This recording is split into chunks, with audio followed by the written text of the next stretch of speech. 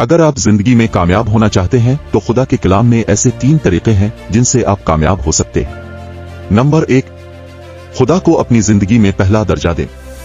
कलसियों 3 बाब 17 आयत में लिखा है, और कलाम काम जो कुछ करते हो वो सब खुदाबंद यसू के नाम से करो और उसी के वसीला से खुदा बाप का शुक्र बजा ला। नंबर 2, अपना दहान दिन रात खुदा के कलाम पर लगाएं।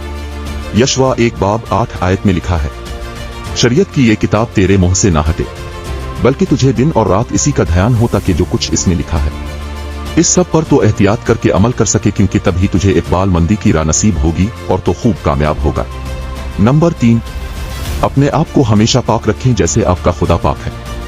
पहला पतरस 1 बाब 15 और 16 आयत, बल्कि जिस तरह तुम्हारा बुलाने वाला पाक है इसी तरह तुम भी अपने सारे चाल चलन में पाक बनो, क्योंकि लिखा है कि पाक हो इसलिए कि मैं पाक हूं। अगर आप जिंदगी में ये 3 काम करते हो तो आपको कामयाब होने से